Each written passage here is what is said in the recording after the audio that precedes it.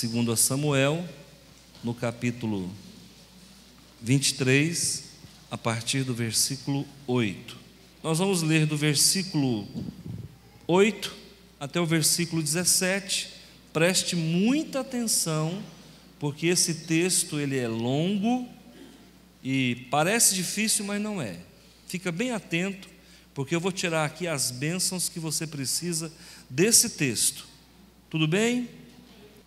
São estes os nomes dos valentes de Davi: Josebe-Basebete, filho de Taquemone, o principal de 3. Este brandiu a sua lança contra 800 e os feriu de uma vez.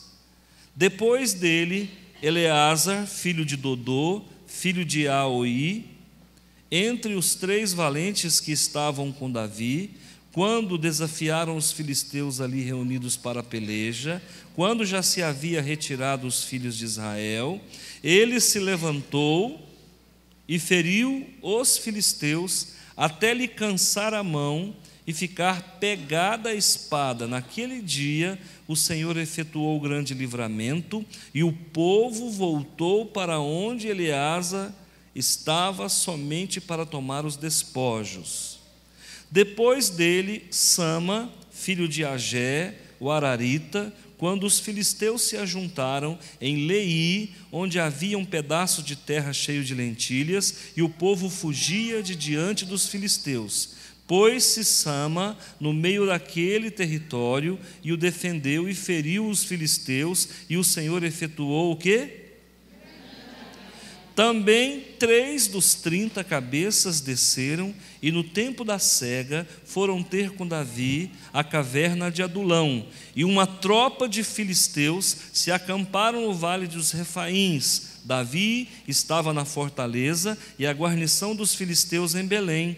Suspirou Davi e disse: quem me dera beber água do poço que está junto à porta de Belém. Então aqueles 3 valentes romperam pelo acampamento dos filisteus, tiraram água do poço junto à porta de Belém e tomaram-na e a levaram a Davi. Ele não quis a beber, porém a derramou como libação ao Senhor.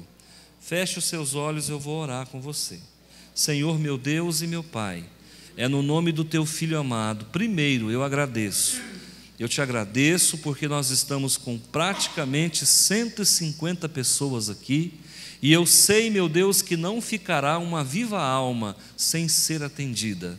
Hoje nós abrimos esse pronto socorro espiritual para atender as necessidades do Teu povo, e eu tenho certeza, porque o Senhor testifica no meu coração, que os Teus anjos de cura, os Teus anjos abençoadores já estão acampados aqui neste lugar e já está fazendo uma obra grande sobre cada vida e cada família.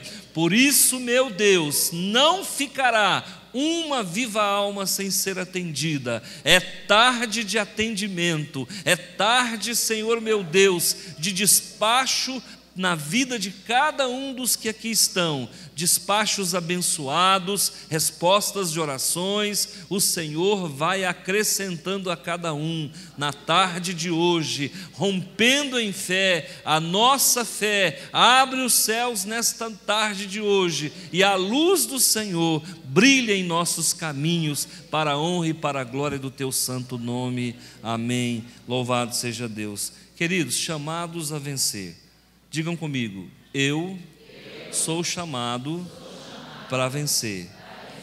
E essa assistência poderosa que nós estamos sentindo aqui se dá primeiramente porque Deus é bom. Segundo, porque nós trabalhamos para isso. Se vocês têm memória boa, sabe que nós estivemos aqui durante muitos dias em oração na madrugada, que foi feita uma coluna de oração, que nós fomos no monte, e hoje nós vamos retornar com os membros da igreja para entrarmos novamente nessa batalha em prol das bênçãos que se materializarão em cada vida, sobre cada vida e cada família. Tudo bem? Chamados a vencer, você foi um chamado de Deus para essa campanha, e cada um dos que aqui veio porque Deus comissionou, porque o Senhor tocou no coração e porque Deus quer ter um particular contigo durante esses 9 cultos que nós teremos aqui. Não duvide do que Deus vai fazer e do que Ele já está fazendo na sua vida. Eu falo e atesto da parte do Senhor para contigo. Primeiramente, nós precisamos entender um pouquinho sobre os livros da Bíblia. Esse livro de 1 Samuel e 2 Samuel, no passado não era assim. Antes de se confeccionar a Septuaginta, que é a versão grega do Velho Testamento, 280 anos antes de Cristo, não tinha 1 Samuel e 2 Samuel. Era apenas um livro. Era o livro do profeta Samuel. Quem era o profeta Samuel? Aquele homem que nasceu no final do período de Juízes e que veio com a missão de fazer a transição entre o período de Juízes e a monarquia. Então, este livro, ou estes livros de Samuel, eles perfazem um período de 400 anos, que vai ali praticamente do final da vida de Josué até o final da vida de Davi. Então, pega todos os 300 anos de Juízes, mais 80 anos do reinado de Saul e de Davi. Então, a história de Samuel, o relato histórico que está aqui, grafado nas páginas do livro de 1 Samuel e 2 Samuel, são muito importantes para nós. É bem do nosso conhecimento que o segundo livro de Samuel não foi escrito por Samuel, porque ele já havia morrido. Quando Davi se tornou rei, Samuel já havia morrido. Então, obviamente, morto não escreve, né? Então, quem escreveu foi alguém que usou o nome dele, mas que na verdade não era ele. Outra coisa importante que nós precisamos saber sobre isso aqui: Davi havia se tornado um fugitivo.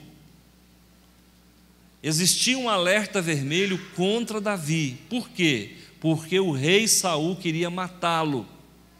Por outro lado, os filisteus também queriam matá-lo. Pensa num homem programado para morrer.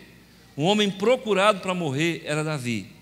Mas eu quero que você saiba que ninguém poderá tocar na sua vida se da parte do Senhor não for autorizado. Pode vir o exército dos Estados Unidos, pode vir os marines, pode vir quem quiser. Se Deus guardar a tua vida, não haverá força, não haverá potestade nem principado que vai poder tocar num fio de cabelo. Davi estava fugindo do rei Saul e ao mesmo tempo fugindo dos filisteus, mas Davi percebeu, para que ele pudesse ganhar força, ele percebeu que ele tinha que reunir mais pessoas com ele. E aí então ele começa a montar um pequeno exército. De quem? De pessoas fugitivas igual ele. Então nasce ali uma milícia formada por 400 homens fugitivos, assim como Davi, e forma ali um pequeno exército. Só que Deus, desses 400 homens, Ele separou 30 homens que eram fantásticos. E desses 30 homens, Deus separa 3 homens que eram fenomenais. E mais 3 que eu vou relatar aqui nessa tarde. O que eu quero que você entenda? Não haverá vitória na sua vida onde você vai ganhar sozinho. Sabe por que nós fizemos a campanha dos celeiros abençoados? Para nós sermos vencedores juntos. Se você tentar romper sozinho, você pode até conseguir, mas não é fácil. Mas se nós juntarmos a nossa fé e nós juntarmos a nossa força, nós nos tornamos um exército diante do Senhor, e fica mais fácil vencer os filisteus, fica mais fácil vencer os soldados de Saul, e foi exatamente isso que ele fez. Agora, nessa caminhada de vitórias, Deus vai separar algumas pessoas aqui que vão fazer toda a diferença. Como, pastor? Na oração. Como, pastor? Na consagração. Como, pastor? Na leitura e na obediência à palavra. Então é por isso que nós estamos aqui, não com 400, mas com 700 pessoas envolvidas nessa cruzada, nessa campanha dos celeiros abençoados. Eu não sei como é que está o teu celeiro. De repente o seu celeiro está vazio. De repente o seu celeiro está precisando de ser abastecido. E esse é o momento, é o dia que o Senhor fez para que nós nos alegremos nele. Amém? Louvado seja Deus. Grava uma coisa aí no seu coração. Deus decretou ordens a teu favor. Existem ordens seladas vindas do céu que são favoráveis a você nos dias de hoje em função dessa campanha. Então, eu falo isso por quê? Porque o Senhor me deu a visão de um anjo que carregava na mão algumas pérolas. E o Senhor me deu a visão de 3 fardos muito grandes que foram colocados ali no corredor da casa, ao lado do meu gabinete. Então eu sempre, quando tenho uma visão, eu falo: Senhor, me revela. Eu preciso saber de que se trata, porque não é justo eu ter uma visão e não saber do que está falando. E aí o Senhor, a primeira visão, Ele disse: eu vou entregar ordens seladas aqui para algumas pessoas. Eu vou trazer resposta de oração, eu vou presentear, eu vou premiar algumas pessoas que precisam receber, por isso prepara uma campanha, e aí nós denominamos campanha dos celeiros abençoados. E aquilo que estava lá, o Senhor falou para mim, se refere à igreja. A igreja também vai ser abençoada. Ao mesmo tempo que o povo vai ser abençoado, a instituição também vai ser abençoada. E já está sendo abençoada. Nós já alugamos aqueles 2 lotes ali em frente à feira. Nós já recebemos autorização para fechar esse lote aqui no 0800. Nós já estamos aí caminhando daqui a pouco para começar a nossa grandiosa construção, um templo para 1.560 pessoas. E tudo isso, irmão, sabe por quê? Porque nós nos dispomos a ir, a sair da zona de conforto. O fato de você agora estar matando o teu serviço, no bom sentido, para vir aqui, ouvir essa palavra, vai fazer a diferença. O fato de você, durante 9 cultos, se comprometer de não só ouvir a palavra, mas trazer alguém para que também seja abençoado, vai redundar para você em dividendos líquidos e certos, de bênçãos e de vitórias na sua vida.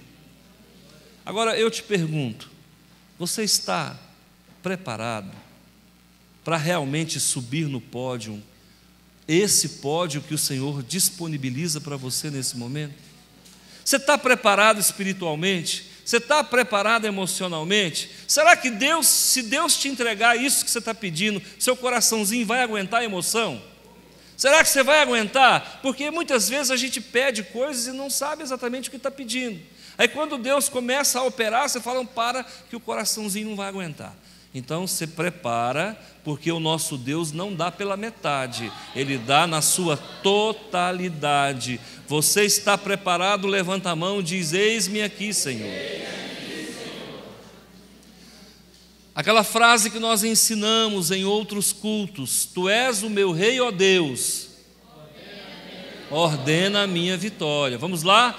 Tu és o meu rei, ó Deus, ordena a minha vitória. E se você deseja prosperidade, Tu és o meu rei, ó Deus, ordena a minha prosperidade. E se você deseja saúde, Tu és o meu rei, ó Deus, ordena a minha saúde. E se você deseja casamento, Tu és o meu rei, ó Deus, ordena o meu casamento. E se você deseja casa própria, Tu és o meu rei, ó Deus, ordena a minha casa própria.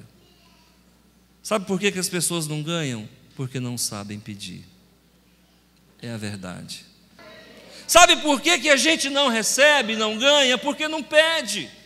E quando pede, não pede da forma correta. E quando pede da forma correta, não pede para a pessoa certa.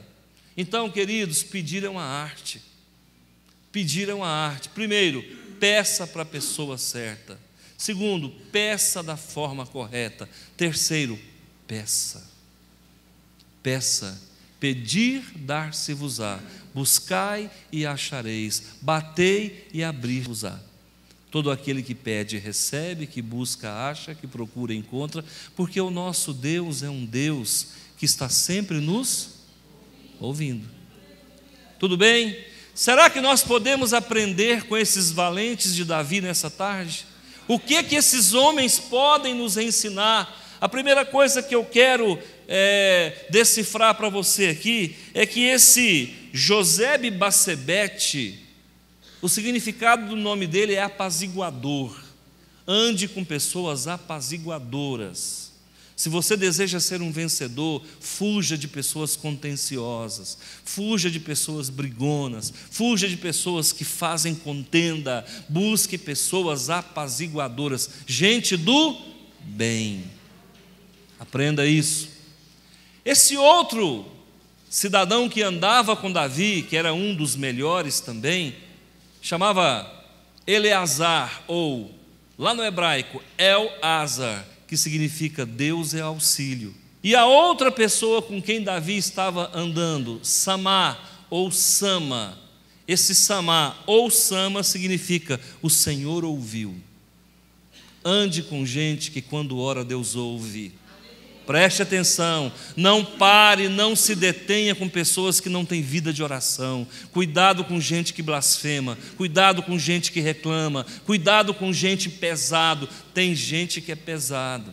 Ele chega, o ambiente pesa, ele olha a pimenteira seca. Cuidado com esse tipo de gente que tem inveja. Inveja pega, inveja mata, inveja destrói. Se você perceber que alguém deseja a sua mulher, corta. Deseja o seu carro, corta ele, tira ele do seu rol, foge de gente assim. Mas se você perceber que a pessoa com quem você anda tem vida de oração e que Deus ouve ele, busque ele para a sua presença. Se você percebe que alguém está com você, é um apaziguador, traga ele para dentro do seu rol de amizade. Se você percebe que alguém é alguém que Deus sempre está auxiliando, traga essa pessoa para junto. Monte o seu exército particular de gente que tem para te oferecer. Amém? Fica atento a isso aí. Nós vamos começar a perceber 5 características, virtudes que não podem faltar na vida daquele que deseja ser um vencedor, ok? 5 características que não podem faltar na vida de um vencedor. Primeiro, eu vou olhar para quem? Para a vida de Josebe-Bassebete. Ele vai me dar uma orientação de como deve ser, qual deve ser a virtude que eu devo cultivar. Primeiro, determinação. A palavra de Deus aqui diz o seguinte, lá no versículo 8: Josebe-Bassebete, filho de Taquemone, o principal de 3, este brandiu a sua lança contra 800 e os feriu de uma vez. Esse homem era um homem determinado. Quando ele jogava a lança dele, ele matava 800 inimigos de uma só vez. Pastor, pelo amor de Deus, eu não acredito nisso. Então, meu amigo, fecha a Bíblia, encerra a campanha e aguarda, porque do céu não vai vir nada para você. As coisas de Deus é pela fé. O nosso Deus é um Deus que trabalha na linha do impossível. É possível um homem matar 800 com uma lança só? Não, não é possível, mas o Deus que nós servimos é o Deus do impossível. Pastor, eu estou metido numa encrenca que o senhor não sabe o tamanho, eu me meti numa confusão e agora eu não sei como sair. Saiba que o teu Deus é o Deus do impossível, Ele vai tirar você dessa.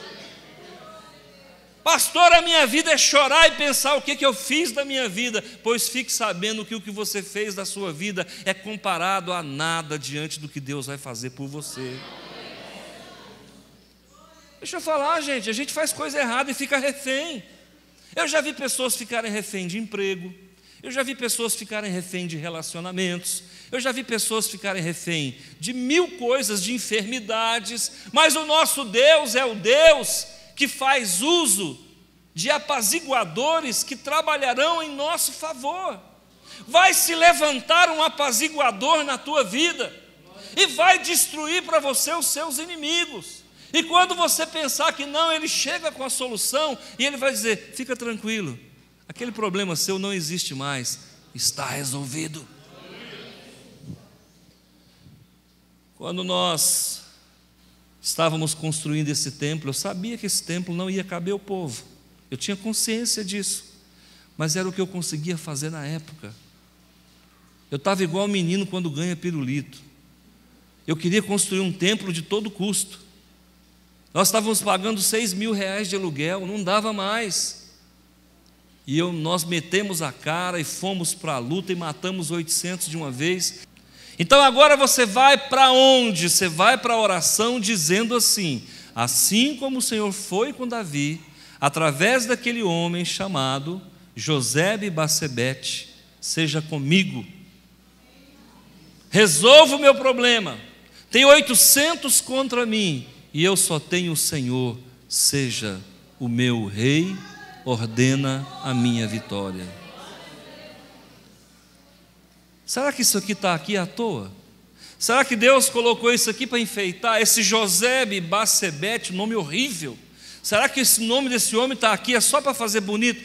Não, é para dizer para você que assim como Deus abençoou Davi, Deus vai abençoar você também. Determinação.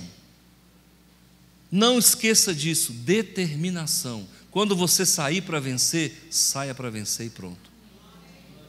Se você sair para comprar, saia para comprar. Se você sair para vender, saia para vender. Se você sair para casar, só volte casado. Se você sair para fazer qualquer coisa, faça. Determinação, não arreda o pé, não muda o discurso, não foge da raia. A virtude para um vencedor, quando somos chamados a vencer, uma virtude que não pode faltar é determinação. Aprendemos com quem? Josebe-Basebete. Segunda virtude que não pode faltar na vida de um vencedor é a persistência. Tem alguém persistente aqui? Pouca gente, hein? Quem é persistente, levanta a mão.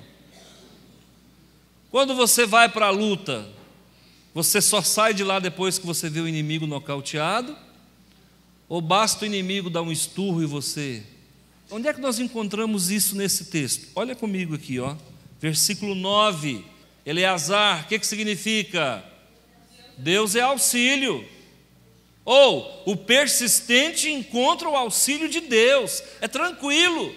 Olha o que diz aqui. Depois dele, Eleazar, filho de Dodô, filho de Aui, entre os 3 valentes que estavam com Davi, quando desafiaram os filisteus ali reunidos para a peleja, no versículo 9 e 10, quando já se havia retirado os filhos de Israel, ele se levantou e feriu os filisteus, até lhe cansar a mão e ficar pegada a espada. O homem saiu com a espada, esse Eleazar aqui, ele saiu com a espada, feriu todo mundo, ficou o dia inteiro, não arredou o pé, naquele dia não teve PF, não teve cafezinho, não teve nada, foi luta o dia inteiro. Quando ele terminou a luta que ele venceu, ele não conseguia largar a espada não saía da mão dele. Esse aqui é o problema, irmãos. As pessoas dão canseira. Vem a luta, vem a dificuldade, a pessoa, são 15 assaltos, a pessoa vai para o primeiro round E no segundo round a pessoa fala, não, deu tristezinha, agora parece que eu não vou dar conta, não. Eu estou cansado de ver isso aqui. Eu chamo o povo para ir para o monte, o povo na primeira semana vai, na segunda vai, na terceira já dá tristezinha, dá sono, aí já quer ir para o monte da coberta. Eu não entendo um trem desse. Como é que esse povo é feito de quê? Se chover, o crente não vem para a igreja. Se fizer calor, ele não vem porque ele não quer sair no sol. Meu irmão, não faça isso não. É por isso que alguns são vencedores e outros não. É porque quando sai para pelejar e só volta depois de ter ganhado a peleja. Esse Eleazar aqui, irmãos, quando ele saiu para pelejar, e ele ficou tão apaixonado pela vitória que Deus deu para ele, que Deus falou, pode soltar a espada. Ele falou, não, agora não solto de jeito nenhum, eu estou preparado para a próxima. Funciona assim, irmãos, com Deus funciona assim. As pessoas não são vencedores do nada, não, elas têm que ter uma contrapartida. Você pode observar que um saiu com a lança, ele tinha a lança, o outro saiu com a espada, ele tinha a espada. Agora vai lá na unha, vai arrancar o cabelo do outro lá na unha. Deus fala, rapaz, você não tem nada, como é que eu vou te abençoar? Cadê a tua contrapartida? Deus sempre exigirá de você uma contrapartida. O que você tem para essa batalha, pastor? Eu tenho fé. É pequena, mas eu tenho. É do tamanho de um grão de mostarda? É menor um pouquinho, tá bom, dá para começar. Funciona assim. Por isso que eu estou dizendo, vamos para o monte. Eu não vou poder levar o novo, o visitante, mas aquele que é membro, que vai orar por você. Então eu digo para você, olha, nós não podemos arredar o pé. Não arrede o pé. O inimigo fez cara feia, você faz cara feia também. O cansaço não faz parte da batalha. Pastor, deu canseirinha. Não. Guerreiro não cansa. Guerreiro é incansável. Não desanima. Está demorando coisa nenhuma. É o tempo de Deus. Então vá para a luta, não desista diante dos desafios. Não se mostre fraco. Dê um brado de vitória, dê um grito de vitória. Então a primeira virtude que não pode faltar, determinação. A segunda virtude que não pode faltar, persistência. E a terceira virtude que não pode faltar, qual é? Coragem. Quem era o corajoso aqui da história? Samá ou Sama ou Chamá. Esse homem tem um significado, o nome dele, qual é? O Senhor ouviu. O corajoso sabe que Deus ouve ele. E é por isso que ele é corajoso, porque ele sabe que Deus ouve ele. Quando eu desmanchei a nossa casa, que estava caindo com aquela construção da rodovia, aqueles pés de cabra, a casa começou a desmoronar, a mulher começou a correr para a rua, vem cá mulher, não entra nessa casa, a casa está caindo. Falei, vem cá mulher, não entra. Daqui a pouco a moça que trabalhava lá começou a correr. Eu falei, vai ficar só eu aqui, irmão. Um dia me deu uma fé muito acima do normal, acima da média. Chamei o pedreiro e falei, está vendo esse resto de casa? Ele falou, estou. Então acaba de destruir. Sem falar nada para a mulher, irmão. Você já fez alguma coisa sem falar com a mulher? Você já desmanchou a casa dela sem falar com ela? Foi exatamente isso que eu fiz. Quando a mulher chegou lá, que viu tudo no chão, essa mulher me beijou, me abraçou, disse que me amava, me chamou para comer purê de batata. Foi uma bênção, irmão. Irmão, essa mulher pisava, cadê minha casa? O que você fez com a minha casa? Eu falava, Senhor, e agora? Como é que eu resolvo esse problema? O Senhor falou que eu podia desmanchar, mas se eu falar isso para ela, ela vai falar que eu estou ficando doido. Eu só disse para ela, eu tenho promessa. Eu tenho. Sabe por quê? Quando Deus nos ouve, pode ir que a vitória é sua. E quando Ele ouve, Ele confirma. Ele confirma. Pode ir, vai.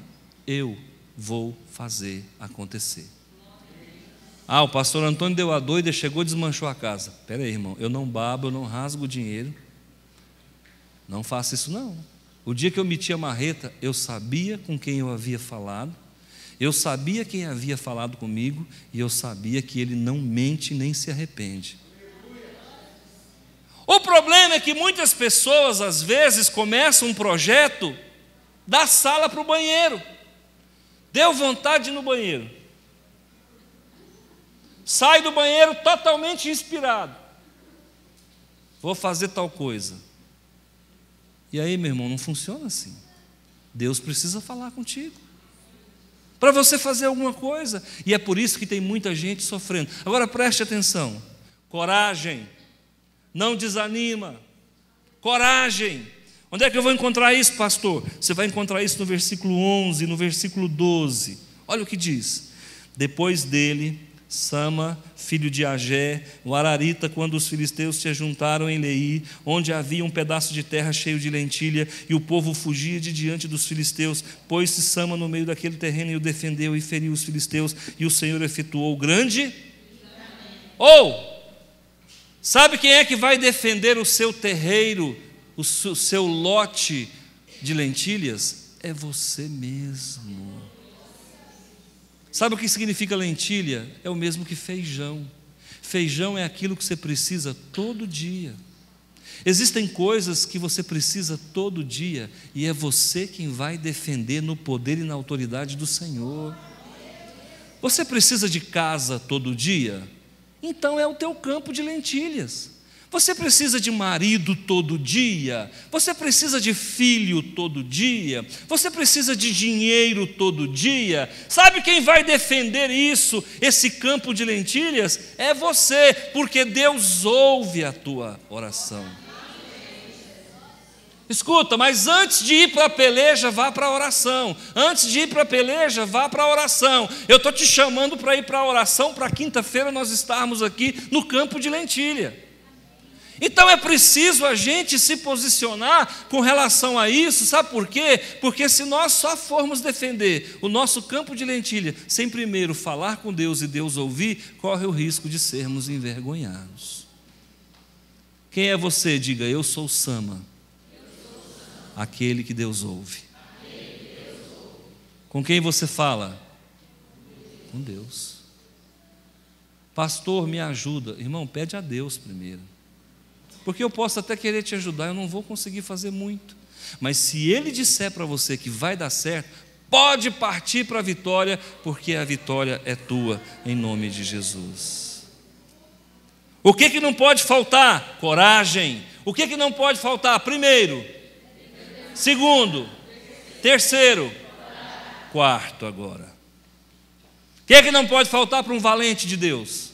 Não pode faltar para um valente de Deus ousadia. Não pode faltar não. Tem hora, irmão, que você vai ter que fazer coisa que o povo vai falar assim, esse cara é louco, ele é doido, esse homem é doido. Onde é que já se viu fazer um negócio dele? É aí, meu amigo, é aí que está a diferença. É quando ninguém teve coragem de fazer e você teve a coragem de fazer. Você vai ter que fazer coisas que ninguém nunca fez. E olha só o que esses 3 valentes fizeram aqui. Olha se esses caras são doidos ou não. Preste atenção. Olha no versículo 14, 15, 16. Diz assim. Davi estava na fortaleza. Onde é que ficava essa fortaleza? Na caverna de Adulão. E a guarnição dos filisteus estava em Belém. Você na caverna e os teus inimigos na casa do pão. Você já imaginou? Você passando necessidade, passando fome, passando sede, e o seu inimigo na casa do pão. Dá vontade ou não dá de comer aquele pãozinho com manteiga logo de manhã? E Davi deu vontade de quê? De beber água. Mas ele não queria aquela água ruinzinha que estava lá. Ele queria aquela água que estava em Belém. E aí ele pensou alto. Ai, que vontade de beber a água de Belém. Só que para pegar a água de Belém, tinha que romper o destacamento dos soldados dos filisteus. Quem que é doido de ir lá? Eu não vou, você vai? Mas se Deus mandar, você vai? Vou. Então o que acontece? 3 valentes que estavam com Davi escutaram o desejo de Davi. E Davi disse assim, suspirou Davi e disse, quem me dera beber a água do poço que está junto à porta de Belém?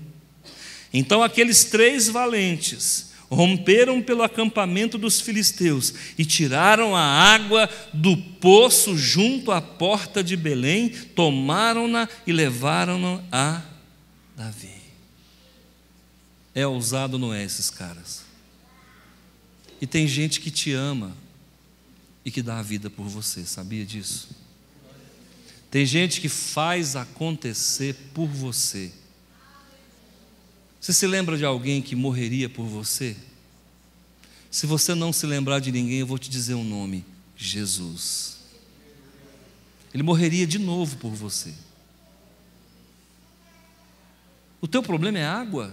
Você está querendo é água? Ele é a água da vida. O teu problema é pão? Ele é o pão da vida. Qual que é a tua necessidade? O problema é que nós, às vezes, não pensamos alto. O problema é que nós, às vezes, não desejamos, passamos necessidade, mas não temos coragem de expressar para Deus o nosso desejo. E em vez de desejar para Deus ouvir, a gente reclama. Ai, mas, Senhor, mas eu estou sofrendo. Deus não quer saber disso, irmão. Você já imaginou se Davi abre a boca e fala: ai, mas que sede, que língua de papagaio que eu estou. Vontade de beber uma água, mas não tem jeito, não tem como. Ai, meu inimigo está lá, em cima das fontes de Belém, e eu aqui passando. Foi isso que ele fez, irmão? Oh, que vontade de beber aquela água. Veio do fundo da alma. E para felicidade dele, 3 soldados valentes, caladinho, foram lá de noite, entrou no destacamento do exército inimigo, se fingiu de filisteu, pegou a água e levou. Para quem? Como é que se chama isso? Ousadia. Não é só coragem não, irmão. Isso é abuso.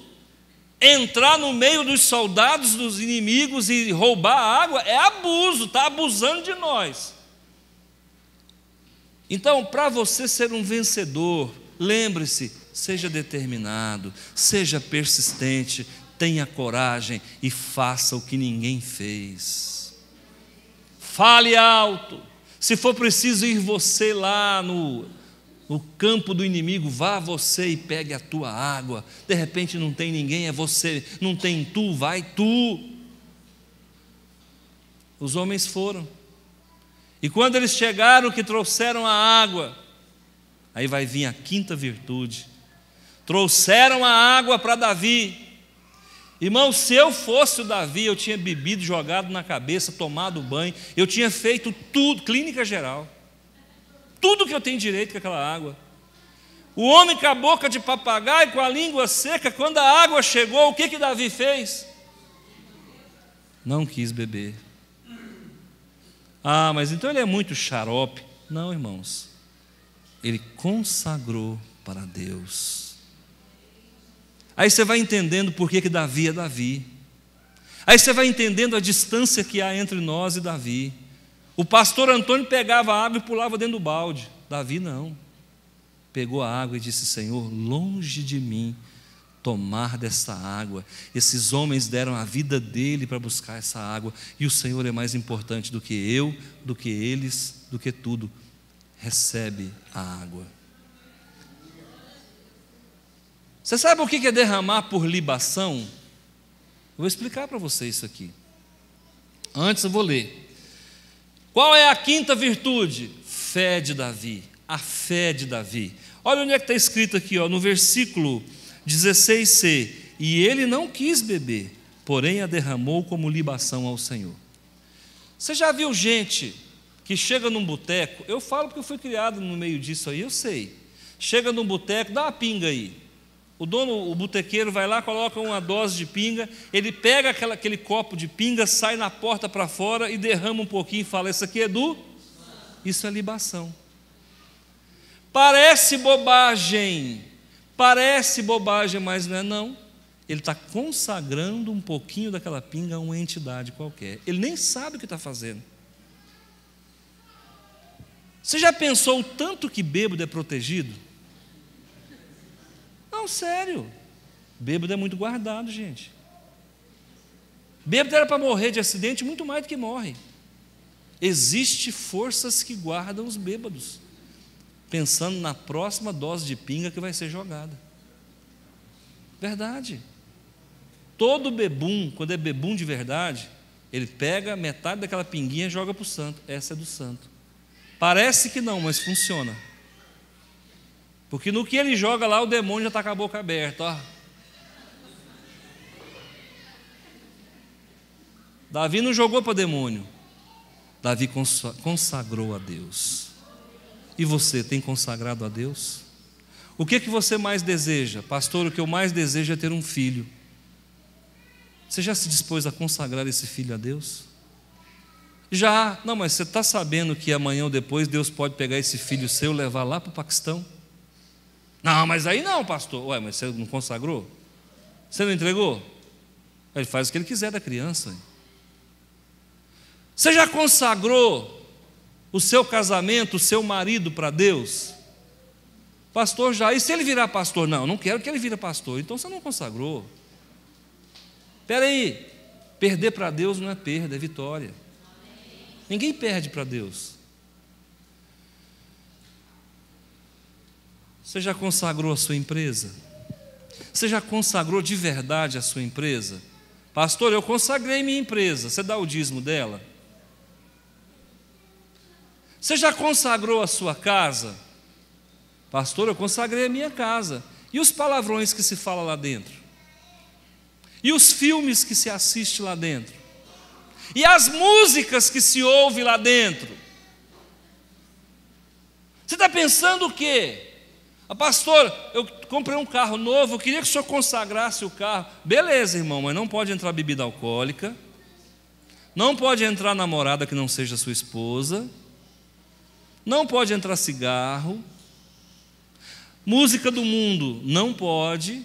Você está disposto a consagrar mesmo? Se um irmão morar lá longe, você está disposto a ir buscar ele e a levar ele? Não, pastor, é muito longe. Um dia um rapaz chegou para mim e falou assim: o senhor sabe por que eu nunca consagrei esse carro? Para não dar carona para ninguém. Vai ter só aquele, Deus não vai dar outro. Vai ficar 20 anos com aquele Aeroílis, aquela Rural, com aquela Veraneio, com aquele Gordini, com aquele Dodge Polara, com aquele Fusquinha 62. Não vai sair disso, irmão. Então eu quero deixar com você as 5 virtudes que vão mudar a sua vida. A partir de hoje, saia daqui determinado a vencer. Persistente, não arrede o pé. Corajoso. Próximo, ousado. Próximo, fé. Muito crente. Crente de verdade. Faz um voto com Deus. Senhor, eu não vou mais colocar música do mundo no meu toca-fita. Pai, aquelas novelas não vão mais poluir a sala da minha casa. E observa se vai acontecer alguma coisa ou não na sua vida. Um dia, há muito tempo atrás, há mais de 15 anos atrás, eu já era crente, mas as coisas não funcionavam para mim, não dava certo. E um dia, fazendo uma viagem com um pastor, sentado ao lado dele, eu comecei a chorar. E eu chorei muito.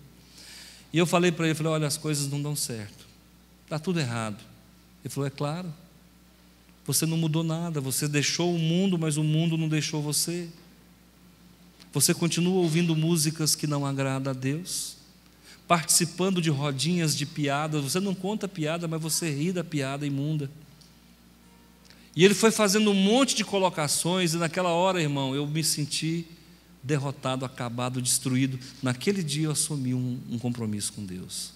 A partir de hoje, eu não escuto mais música do mundo. A partir de hoje, eu seleciono os programas da minha televisão.